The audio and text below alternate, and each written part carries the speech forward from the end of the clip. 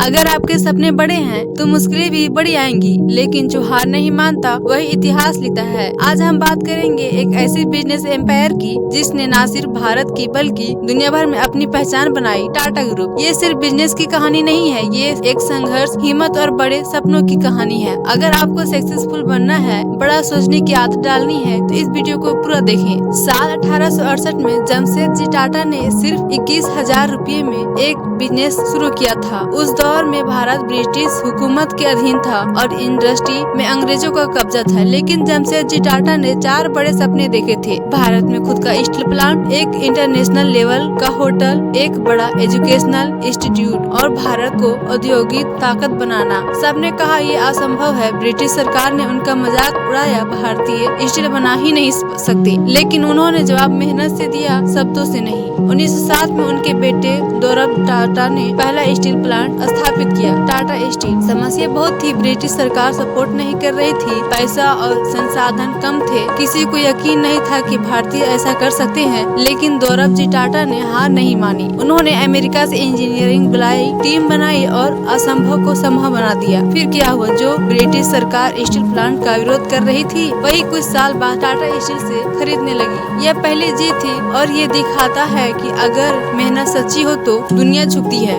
JRD Tata ने Tata group को नई ऊंचाइयों तक पहुंचाया। उन्होंने सिर्फ बिजनेस नहीं बढ़ाया, इंडिया को नई पहचान दिलाई। उनके कुछ ऐतिहासिक कदम: 1932 में टाटा एयरलाइंस, आज की एयर इंडिया की शुरुआत। 1945 में टाटा मोटर्स की स्थापना, भारत में कार क्रांति लाई। टाटा इलेक्ट्रिक, भारत में पहली हाइड्रो पावर कंपनी। 50 से प्लस नई कंपनियां लॉन्च की, जिसने लाखों रोजगार मिला। JRD ने टाटा ने ये साबित कर दिया कि बिजनेस सिर्फ पैसा कमाने के लिए नहीं होता, बल्कि देश बनाने के लिए भी होता है। 1991 में टाटा ग्रुप की कमान संभाली रतन टाटा ने। सब सोच रहे थे क्या वे अपने पूर्वजों की तरह इतिहास बना पाएंगे, और उन्होंने ऐसे ऐसे फैसले लिए जिसने पूरी दुनिया को चौंका दिया। टाटा इंडिका 1998 में भारत की पहली स्वदेशी कार। 2008 में टाटा ने जागुर और लैंड रोवर खरीदी, जो घाटे में थी, लेकिन रतन टाटा ने इसे सुपरहिट बना दिया। टाटा नैनो 2009 में दुनिया की सबसे सस्ती कार। भले ही मार्केटिंग फेल हुई,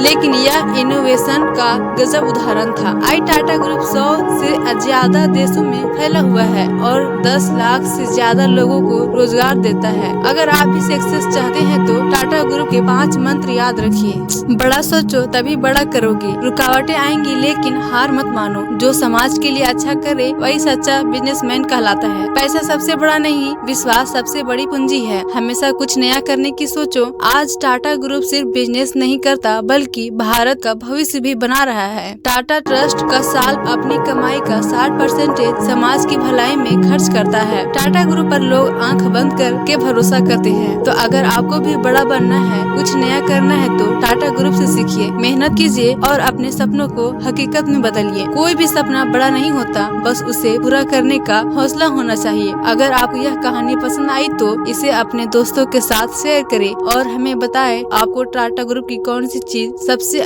ज्यादा प्रेरित करती है।